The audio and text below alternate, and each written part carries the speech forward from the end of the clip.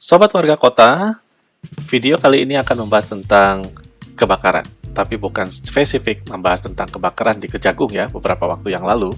Juga tidak akan membahas tentang kebakaran pasar Belauran di kota Surabaya yang menewaskan 5 orang beberapa hari waktu yang lalu. Tapi kita bisa merefleksikan ada kejadian kebakaran di sebuah kota, yaitu di kota Kobe, akibat dari bencana lanjutan gempa bumi yang mengakibatkan sebagian besar kota tersebut terbakar. Dan ini merubah mindset orang Jepang dalam mengurangi resiko kebakaran di kota. Di Surabaya khususnya, tahun 2011 ada 366 kejadian, dan 2015 ada 609 kejadian. Dan ini cukup besar kejadiannya. Kalau kita lihat ada kerugian yang ditimbulkan, yaitu dalam waktu 5 tahun sampai tahun 2015, yaitu 97 miliar rupiah. Dan juga ada yang menyebabkan kematian sebanyak 36 kematian dan 125 kecelakaan ataupun terluka. Artinya, kebakaran di kota Surabaya sudah sangat-sangat perlu diperhatikan secara serius. Bagaimana menanggulanginya? Bukan hanya urusan PMK, tapi urusan warga kota semua. Oleh karena itu, dalam video ini kita akan bahas tentang bagaimana kita bisa mengurangi resiko kebakaran kota ini, dan kebetulan saya punya kasus di level kampung. Harapannya, kita bisa mempelajarinya dengan baik sehingga resiko kebakaran di kota itu menjadi kecil.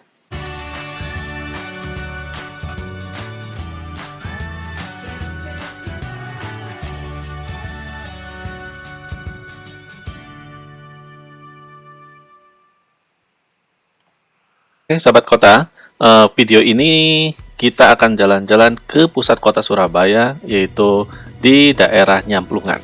Ya, itu adalah daerah sekitar Masjid Ampelnya di kota Surabaya.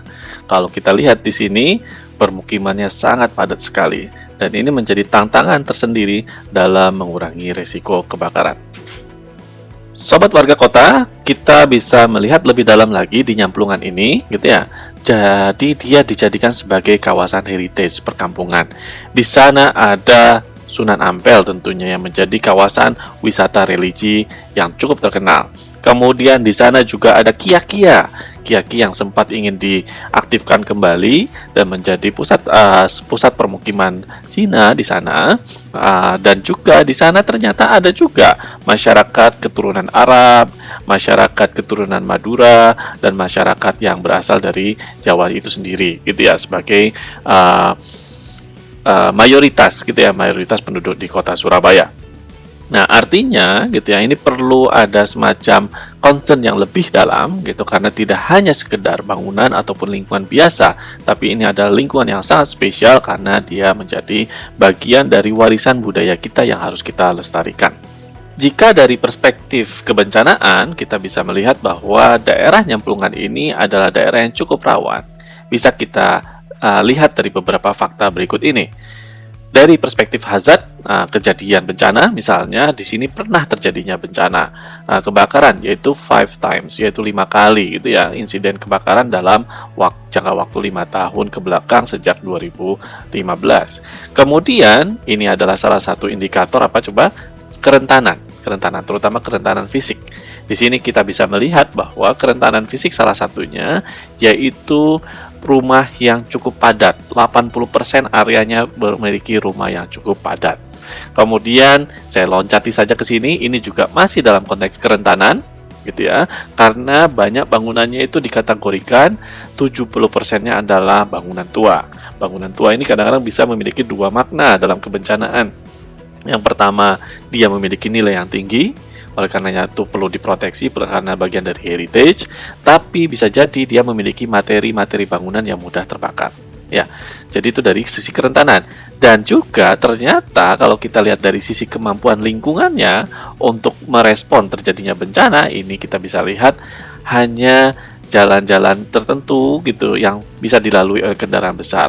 Mayoritas gitu ya, itu adalah jalan yang memiliki lebar yang sangat sempit, yaitu 1-2 meter. Ini bisa dikatakan sebagai daerah sini memiliki kapasitas yang rendah ya. Dari beberapa fakta ini saja. Walaupun kemudian nanti kita perlu nilai yang akan menjadi bagian dari materi di sini. Kemudian dari sisi kapasitas juga kita bisa melihat bahwa gitu ya, masyarakat di sana, jadi bukan studi kami, ini dari dari RPJMD-nya tahun 2010 dan 2015, bahwa masyarakat di sana masih rendah gitu ya, dari sisi pemahaman maupun kemampuan merespon urban fire ataupun kebakaran kota. Jadi bisa kita katakan bahwa Nyamplungan ini adalah daerah yang relatif perlu kita perhatikan dari sisi resiko kebakarannya. Nah, riset ini sebetulnya kita lakukan dengan metode PAR, yaitu Participatory Action Research. Artinya kita meng-highlight proses partisipatif dan juga kita meng-highlight juga hasil-hasil yang kita lakukan di dalam penelitian ini bisa dimanfaatkan langsung di masyarakat, bisa menjadi bagian dari respon ataupun tindakan-tindakan masyarakat untuk mengurangi kebakaran kota.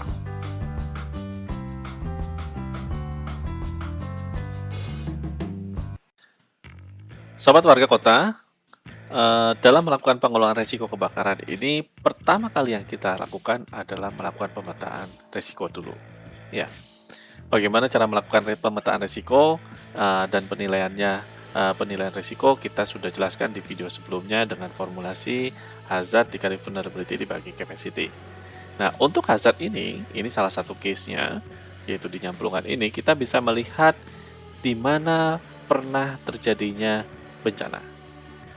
Bisa jadi di sana adalah daerah yang sudah pernah terjadi, yang sangat frequent terjadinya kejadian kebakaran, dan bisa jadi juga di daerah yang memiliki significant impacts, gitu ya. Pemetaan ini dilakukan dengan participatory mapping. Di bawah nanti akan saya jelaskan.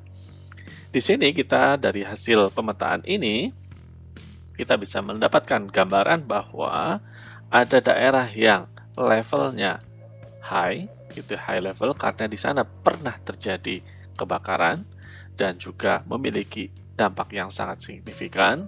Tapi ada juga daerah-daerah yang relatif aman, artinya belum pernah terjadi kebakaran di sana atau kebakarannya memiliki level yang sangat rendah, gitu ya dampaknya. Jadi ini adalah daerah-daerah yang relatif rendah dari sisi level hazardnya. Untuk penilaian vulnerability kita bagi dalam 3 aspek, yaitu social vulnerability, kerentanan sosial, kerentanan ekonomi, dan kerentanan fisik. Untuk kerentanan sosial ini kita memiliki variabel kepadatan penduduk, kemudian perbandingan laki-laki perempuan, kemudian rasio penduduk yang cacat, dan juga penduduk yang usia tua ataupun usia terlalu muda. Ya, untuk hasil gitu ya, kepadatan penduduk kita bisa melihat bahwa ternyata di sana daerah-daerah di Nyamplungan itu didominasi oleh kepadatan yang levelnya medium. Ya, kemudian ada beberapa spot tertentu itu kepadatannya relatif, nilainya kepadatan rendah.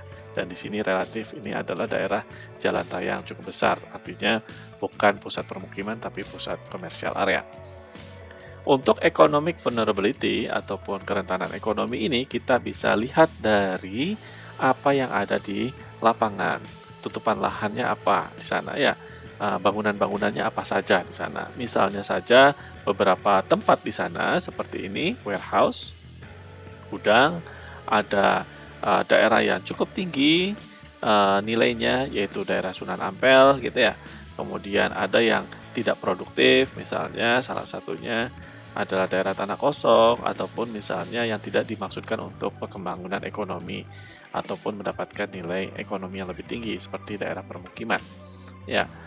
Kemudian dari sisi physical vulnerability di sini ada variabel kepadatan bangunan, ada jenis tutupan lahan, kemudian adanya emergency facilities, adanya sarana prasarana untuk mengurangi kebakaran. Ya, di sini kita bisa melihat ternyata dari sisi physical vulnerability ada juga bangunan-bangunan yang relatif mudah terbakar. Ya, ini ada flammable building materials, artinya bangunan yang mudah terbakar dan di sini relatif lebih tinggi dibandingkan dengan area-area lain. Ya, Jadi kita bisa melihat kalau dilihat dari semuanya ini dominasinya masih di medium level. Kemudian 3 peta tadi yang fisik, kemudian ini adalah yang ekonomi, kemudian ini adalah yang sosial, itu digabungkan gitu, di overlay, ada sistemnya sendiri di peta itu, sehingga kita bisa mendapatkan secara keseluruhan tingkat kerentanan di nyamplungan ini berada pada 2 level, yaitu rendah dan juga level medium. Untuk kapasitas, kita bisa melihat gitu ya, di sini ada beberapa hal yang kita perlu perhatikan. Salah satunya adalah ada kemampuan dari sisi keuangan, ya. Jadi, maksudnya adalah ketika masyarakat itu memiliki kemampuan finansial, dia memiliki kemampuan untuk merespon lebih baik. Di sini juga ada beberapa alat yang sudah disiapkan gitu oleh warga tertentu, terutama di daerah komersial areanya, karena di sana banyak toko-toko. Mereka sudah punya alat untuk melakukan pemadam kebakaran. Daerah sini relatif lebih baik ataupun memiliki tingkat kapasitas yang di level medium dibandingkan dengan di sini di daerah permukiman penduduknya yang memiliki tingkat kapasitas yang rendah. Kemudian ini kita gabungkan gitu ya. Untuk menghasilkan peta resiko, kita mengoverlay peta hazard, peta vulnerability, kemudian peta capacity. Ya. Nah, jadi kalau kita overlay semua gitu ya, dari peta hazard, kemudian peta kerentanan dan ke peta kapasitas tadi, kita bisa mendapatkan 2 level. Ya, di sini kita mendapatkan 2 level, yaitu level low dan level medium. Dan tapi mayoritas areanya berada pada level medium, ya. Nah, misalnya saja kita bisa lihat beberapa yang levelnya rendah itu ada di RW 1 yang didominasi oleh level rendah, dan di RW 11 ini yang kira-kira sebagian ada yang tinggi, medium, sebagian ada yang rendah. Dan yang rendah ini adalah daerah yang memiliki kemampuan kapasitas yang relatif lebih baik dibandingkan dengan daerah permukimannya. Di sini adalah daerah komersialnya. Ya, jadi itu yang kita sebut dengan proses pemetaan risiko.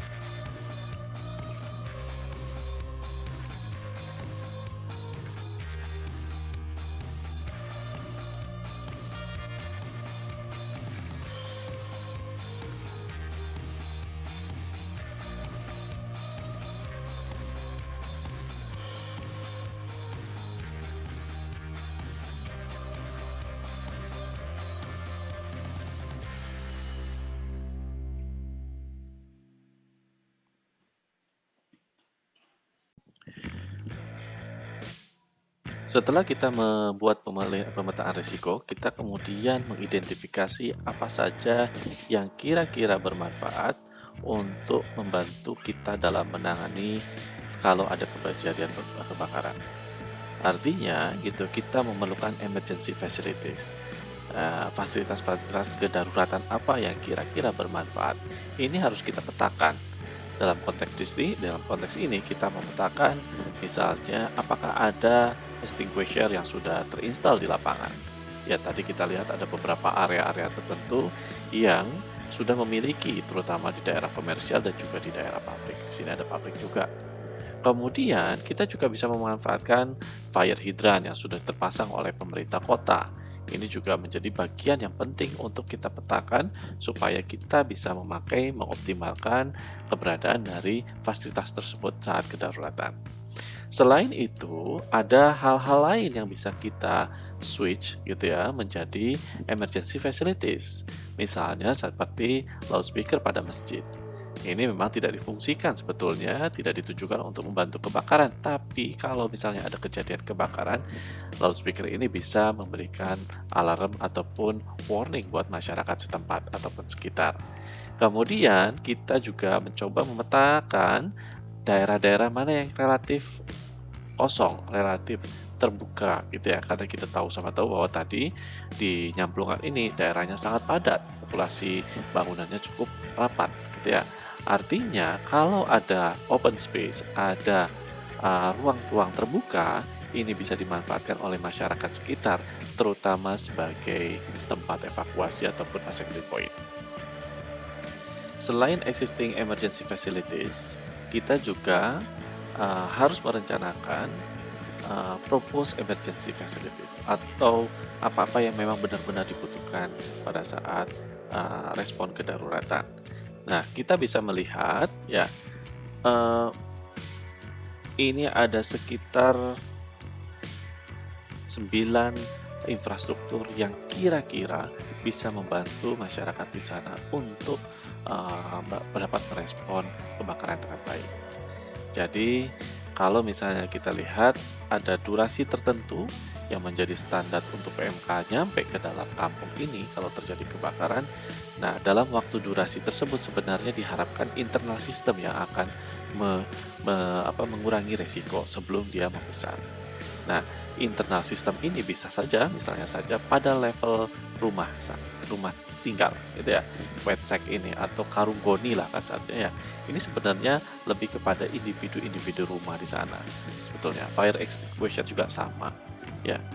Nah, tapi kalau misalnya ya agak sedikit membesar, kita bisa dibantu dengan sistem yang sifatnya lingkungan rumah, gitu ya.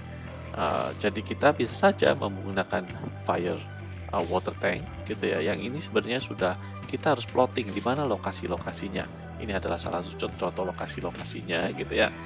Harapannya ini bisa dimanfaatkan secara instan oleh masyarakat di sana, ya. Atau bisa saja kita bisa membuat semacam terobosan seperti special fire bike gitu misalnya. Kenapa? Karena di sini banyak jalan-jalan sempit.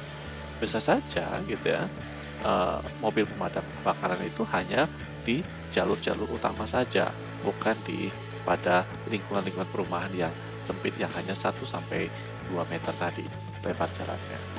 Nah, hal lainnya misalnya seperti alarm, walkie-talkie gitu ya, ini sebenarnya untuk membantu alat-alat yang bisa membantu masyarakat sana ketika terorganisasi dengan baik sehingga bisa melakukan respon kebencanaan kebakaran ini dengan lebih baik.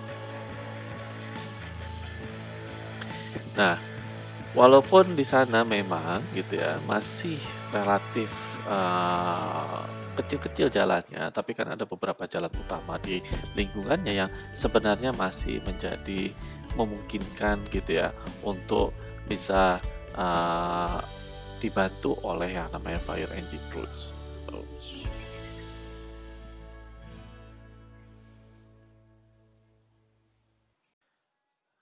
nah, kemudian gitu ya, rencana kita juga harus mengatur sebetulnya kemana sebetulnya mobil PMK ini memiliki rute pada saat terjadinya kebakaran. Ya, nah, dan kita harus bisa memastikan rute-rute itu adalah rute-rute yang memang gitu ya, bisa dilalui oleh mobil PMK. Kadang-kadang kita harus melihat lebar jalannya atau misalnya hambatan-hambatan sampingnya. Gitu ya. Kadang-kadang tidak jarang juga masyarakat yang menaruh mobil di depan rumahnya, parkir on street, dan ini akan membuat kesulitan buat pemadam kebakaran mobil PMK untuk melalui jalan tersebut. Oleh karena itu, gitu ya, rute itu harus bisa didiskusikan, rute itu harus bisa ditetapkan secara bersama-sama kemana arah dari mobil PMK ini untuk mencapai titik sasaran. Jika sudah ada perencanaannya, tentunya akan lebih cepat. Dia akan sampai kepada lokasi kejadian. Ya, pada saat perencanaan tentunya kita akan memastikan di mana daerah-daerah yang memang bisa dilalui. Jadi 6 misalnya 6 jalan utama ini adalah 6 jalan yang memang bisa dilalui oleh PMK, mobil PMK. Dan ini kita skenariokan arahnya kemana, ya, sehingga terbentuklah peta ini ya. Peta ini yang sifatnya untuk bisa memastikan ketika ada kebakaran PMK melalui daerah mana saja. Selain rute mobil pemadam kebakaran, kita juga harus merancang rute untuk melakukan evakuasi bagi masyarakat. Ya, khawatir misalnya kejadian kebakaran ini cukup cukup besar gitu ya. Bukan hanya kejadian kebakaran 1 atau 2 rumah saja. Nah, eh, Seringkali kita melihat masyarakat menonton gitu ya ketika ada kebakaran, padahal jika api itu semakin membesar dan ini sebenarnya tidak diinginkan oleh kita, sebaiknya masyarakat mulai dibiasakan untuk melakukan evakuasi. Nah, untuk melakukan evakuasi tentunya perlu rute evakuasi, perlu ditentukan rutenya. Ini adalah salah satu strategi di dalam slide ini, bahwa rute yang dilakukan karena di sini permukimannya padat gitu ya. Semuanya berusaha untuk untuk menuju pada jalan besarnya atau major road-nya. Seperti ini akhirnya ada di main road-nya yang namanya Jalan Benteng ya.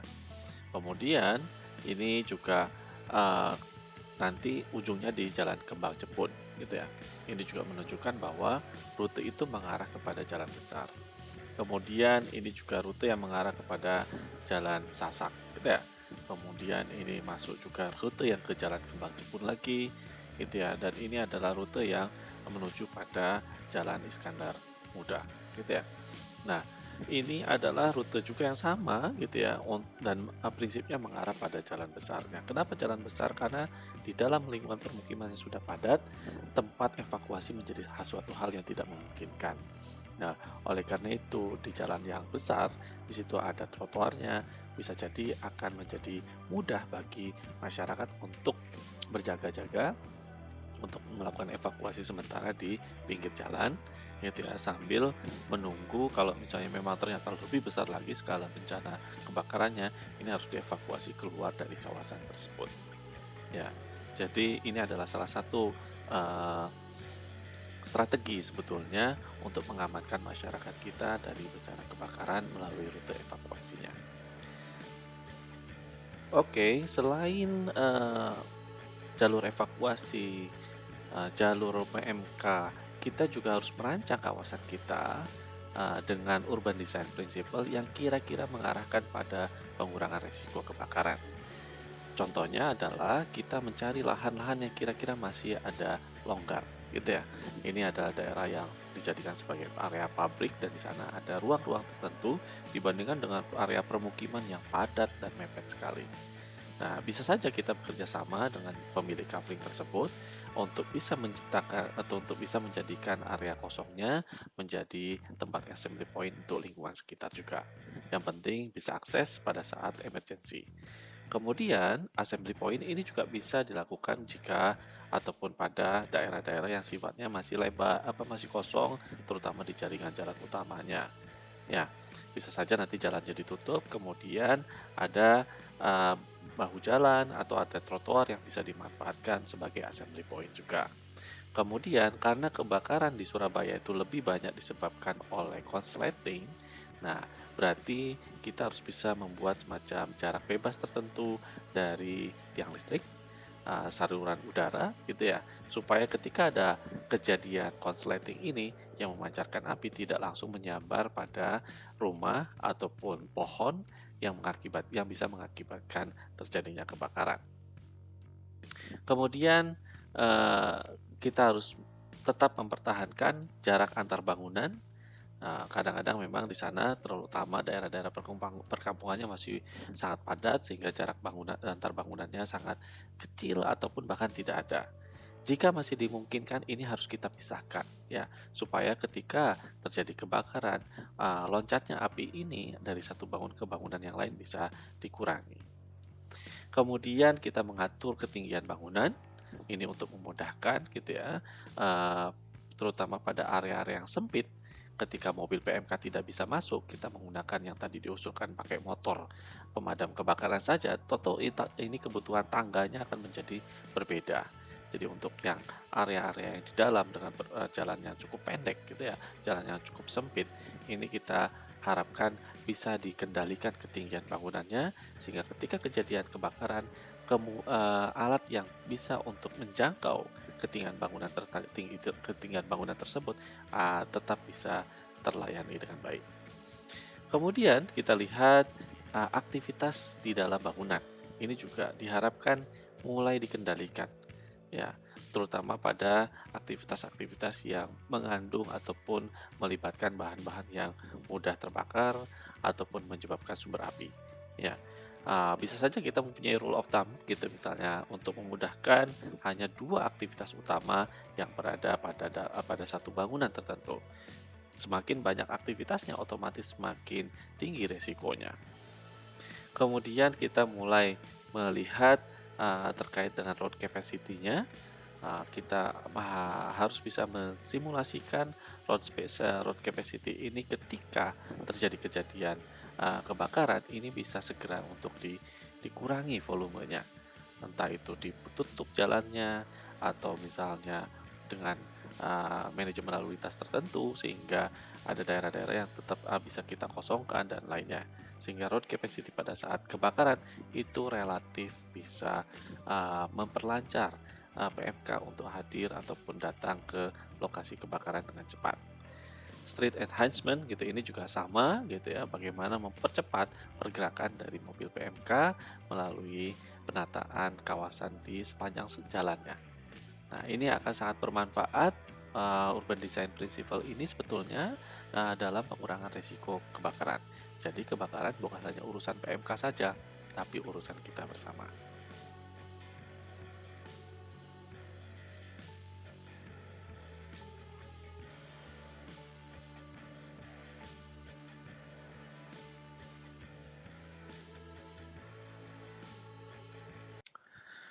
Langkah selanjutnya untuk membangun kampung rendah risiko kebakaran ini, kita bisa dengan membangun kapasitas masyarakat tersebut.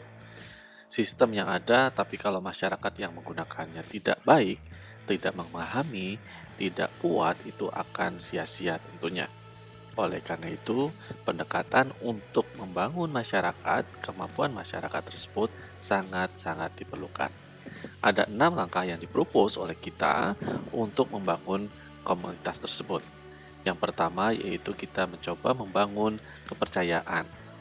Kepercayaan antar masyarakat, kepercayaan antara kita gitu selaku organizer dari kegiatan ini dengan masyarakat dan juga jangan lupa kepercayaan antara masyarakat dengan aparat pemerintah.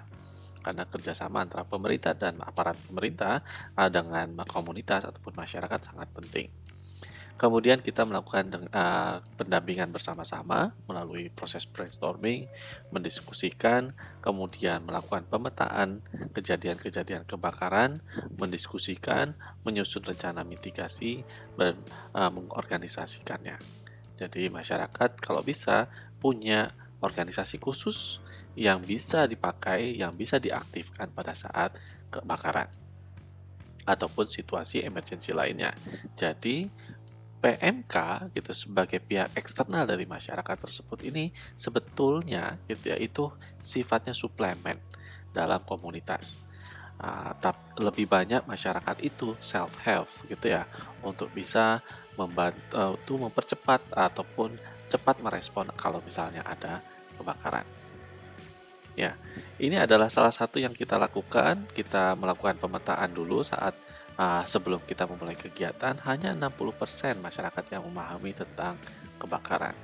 Kemudian setelah itu, setelah kita melakukan proses kegiatan ini selama beberapa bulan dan kita melihat ada peningkatan kemampuan dari masyarakat itu dari 60% menjadi 85%. Ini kalau di kampus dari nilai D ke nilai A, luar biasa ya.